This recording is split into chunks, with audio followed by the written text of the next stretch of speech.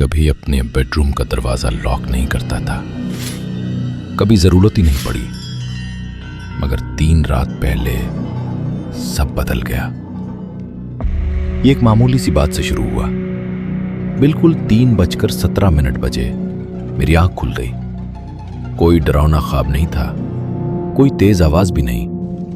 बस अचानक एहसास हुआ कि कुछ गलत है। कमरा अंधेरे में डूबा हुआ था, लेकिन मुकम्मल नहीं। बाहर की स्ट्रीट लाइट की हल्की रोशनी दीवार पर पड़ रही थी।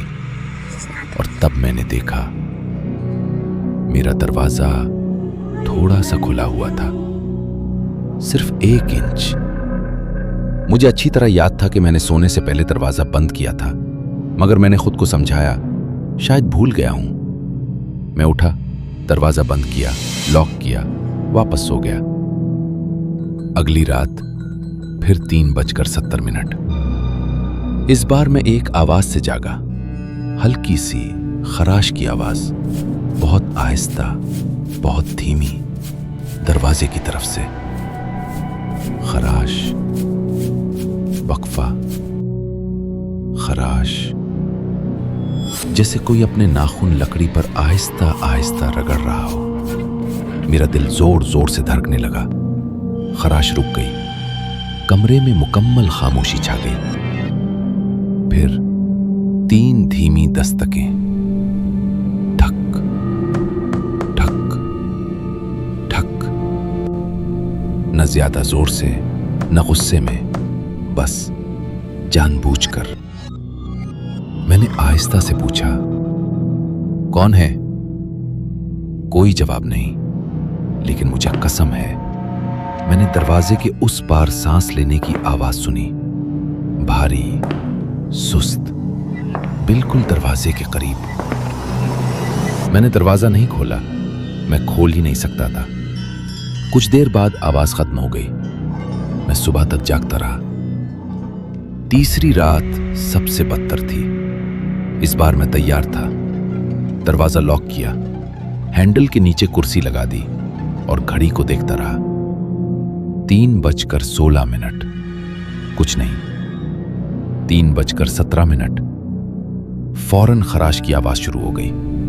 इस बार तेज, बेचैन। कुर्सी हिलने लगी। दरवाजे का हैंडल आहिस्ता आहिस्ता मुड़ा, लेकिन लॉक मजबूत था। फिर जोरदार दस्तकें शुरू हुईं। दरवाजा कांपने लगा। फिर अचानक खामोशी, मुकम्मल खामोशी।